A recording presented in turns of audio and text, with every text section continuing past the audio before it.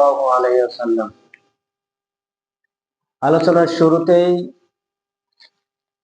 একটি আয়াতে কারিমা তেলাওয়াত করেছি। রব্বুল আলামিন জানিয়ে দিয়েছেন সূরা ফুসসিলাত আয়াত নম্বর 6-7।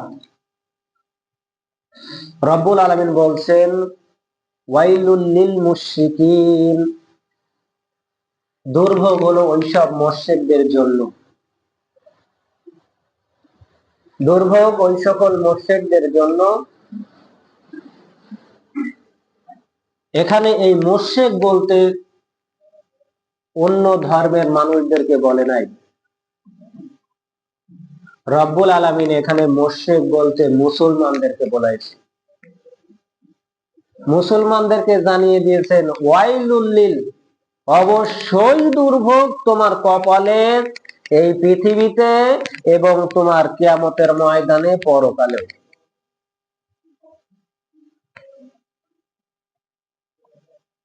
এগুলো বন্ধ করুন, গল্প করতে।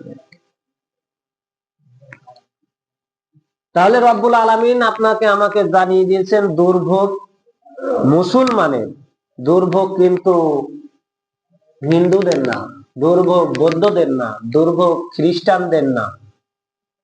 এবং আল্লাহ বলছেন ওরা মুশরিক। কি বলছে? মুশরিক বলছে। কি বলছে?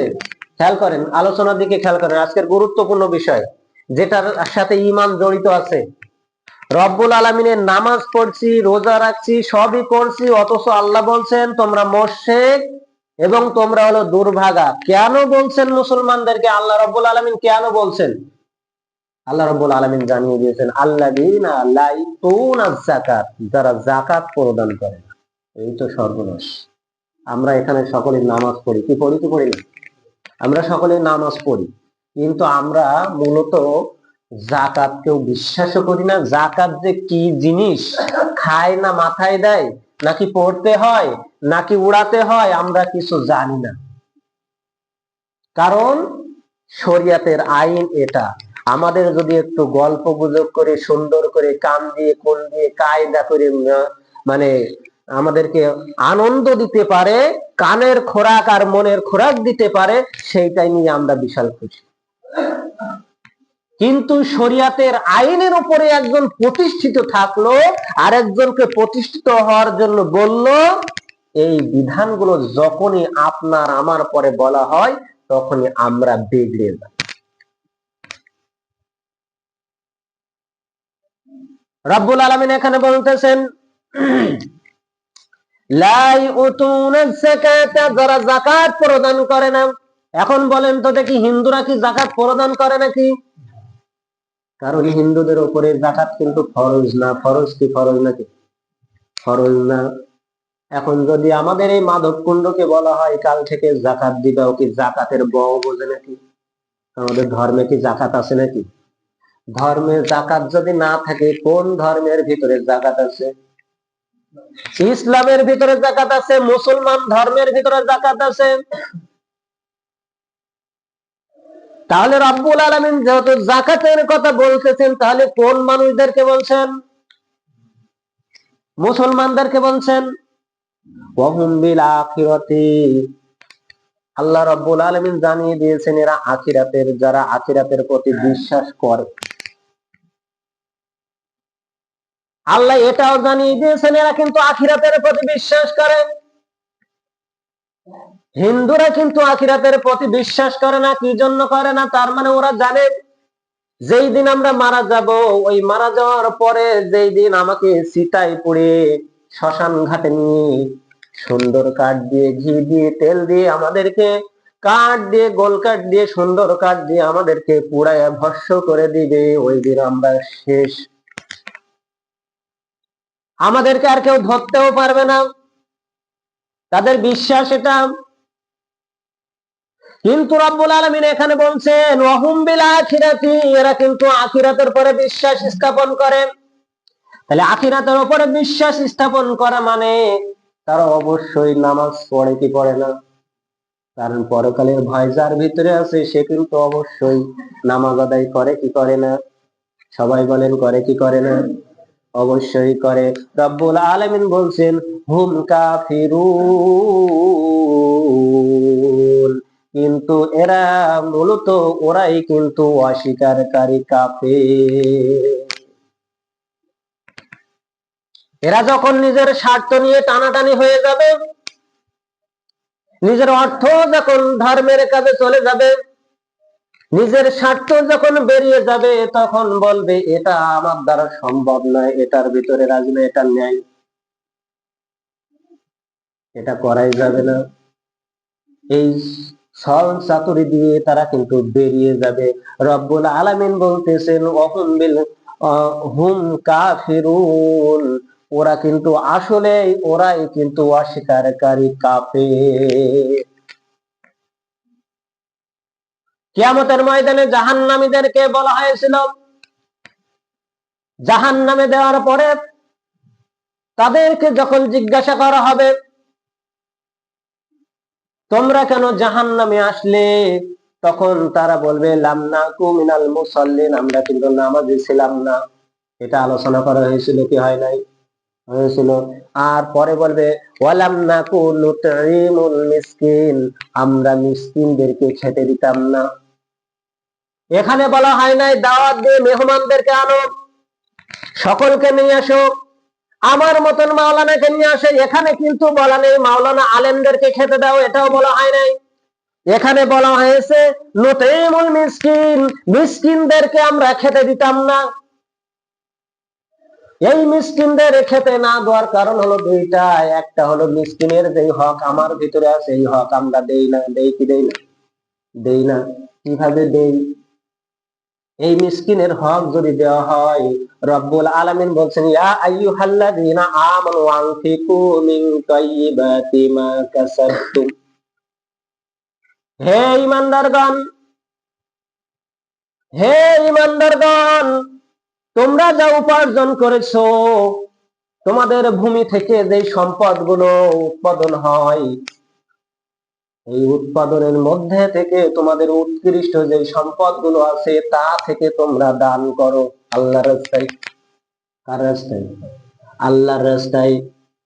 এখন উৎপাদনশীল, আগে জানিয়েছি টাকার যাকাত দিতে হয়, বছরে একবার রমজান মাসে দিতে হয়, এটা দান দিলেই হয়। একটা জিনিস হিসাব করেন, কত মানুষ রমজান মাসে কাপড় দেয়, চোপড় দেয়, বিভিন্ন রকম জিনিসপত্র কিনে দেয়, এটা কিন্তু যাকাত না, এটা দান। দান একরকম জিনিস আর যাকাত আর এক রকম জিনিস। যাকাতের ভিতরে দুইটা জায়গায় আছে, ফল ফসলের যাকাত আছে, কি আছে না? ফসলের যাকাত আছে। আল্লাহর নবী সাল্লাল্লাহু আলাইহি সাল্লাম বলেছেন ক্বালা আন আব্দুল্লাহ আন ইবনে উমর রাদিয়াল্লাহু তাআলা আনহু قال قال رسول الله صلى الله عليه وسلم فيما سقط السماء والعيون أو كان أشود। আব্দুল্লাহ ইবনে উমর রাদিয়াল্লাহু তাআলা বর্ণনা করছেন, যখন তোমাদের ভিতরে ফসল উৎপাদন হবে, এই ফসল যখন উৎপাদন হবে, ফসল যখন তোমরা উৎপাদন করবে, এই উৎপাদন আকাশের পানিতে যদি হয়, প্রবাহিত পানিতে যদি হয়, বন্যার পানিতে যদি হয়, আকাশের পানিতে আমাদের হয়েছে কি হয় নাই? হয়েছে কি হয় নাই? এবছরে কি বেশি একটা বৃষ্টি মানে নিজের শ্যালো মেশিন জোড়া লেগেছে নাকি? অন্যবারে আমাদের লাগে। তবে ইরি ধানের সিজনে বাংলাদেশের মৌসুমে কিন্তু অবশ্যই অবশ্যই অবশ্যই লাগে, কি লাগে না? রব্বুল আলামিন জানিয়ে দিয়েছেন, বুখারী শরীফের হাদিস থেকে বলছে, এটা রাসূলুল্লাহ সাল্লাল্লাহু আলাইহি সাল্লাম, জনাবে মুহাম্মদ রাসূলুল্লাহ সাল্লাল্লাহু আলাইহি সাল্লাম জানিয়ে দিয়েছেন, যখন আকাশের পানিতে কোনো ফসল উৎপাদন হবে, প্রবাহিত পানিতে যেই পানিতে খরচ নাই, বন্যার পানিতে যেই পানিতে খরচ আছে না কি নাই? বন্যার পানি আসলে কি খরচ লাগে নাকি? আকাশের পানিতে কি খরচ হয় নাকি? বলেন তো, প্রবাহিত যেই পানি, এই পানিতে কোনো খরচ আছে নাকি? রাসূলুল্লাহ সাল্লাল্লাহু আলাইহি সাল্লাম বলেছেন, যদি এই ফসল উৎপাদন যদি এই পানিতে হয়ে যায়, তাহলে 10 ভাগের 1 ভাগ, তার মানে 10 মনের 1 মন তোমাকে দেওয়াই লাগবে আল্লাহর রাস্তায়। 9 মন তুমি বাড়ি নিয়ে যাবা, আর 1 মন তোমাকে দিয়ে যেতে হবে। এখন বলেন তো দেখি, আমাদের সমাজে 1 মনে কয় কেজি? 40 কেজিতে 1 মণ অবশ্যই দেওয়া লাগবে, 40 কেজি দেওয়াই লাগবে। এই যে একটু আগে বলেছিলাম ওয়ালাম নাকুনু তুতিমুল মিসকিন, কিয়ামতের ময়দানে রব্বুল আলামিনের জাহান্নামীদেরকে জিজ্ঞাসা করা হবে, কেন তোমরা আসলে? 1 নম্বর বলবে আমরা নামাজি ছিলাম না, কিন্তু আর এক শ্রেণীর মানুষ বলবে নামাজি ছিলাম বটে, কিন্তু আমরা যাকাত প্রদান করতাম না। তার মানে ওই যে সম্পদটা আসতো, ওই সম্পদ কিন্তু মিসকিনের হক। কাদের হক? এতিমের হক, মিসকিনের হক, ফকিরের হক। সমাজে যারা অর্থহীন থাকবে, সব অর্থহীন থাকবে, এদের হক এইটা। আর আমি যদি গোছায় গাছায় নিয়ে বাড়িতে পৌঁছায় যাই, আর বাড়িতে পৌঁছানোর পরে ওই সম্পদ যদি আর না দিই, রব্বুল আলামিন জানিয়ে দিয়েছেন তোমরা তো কখনো ইয়াতিমের মালকে ছুঁয়েও দেখবা না। ইয়াতিমে তোমাদের উৎকৃষ্ট মালের ভিতরে ইয়াতিমের নিকৃষ্ট মাল তোমরা মিশ্রণ করলে সমস্ত সম্পদ তোমাদের নাপাক হয়ে যাবে। ওই 1 মণ ধানের জন্য, 1 মণ ফসলের জন্য আমার সমস্ত ফসলটাই, খাদ্যটাই হারাম হয়ে যাবে আমার জন্য। এই জন্য জনাবে মুহাম্মদ রাসূলুল্লাহ সাল্লাল্লাহু আলাইহি ওয়াসাল্লাম জানিয়ে দিয়েছেন, ওয়ামা সুকাইতু মিন নাবঈ নিসফুল উশর।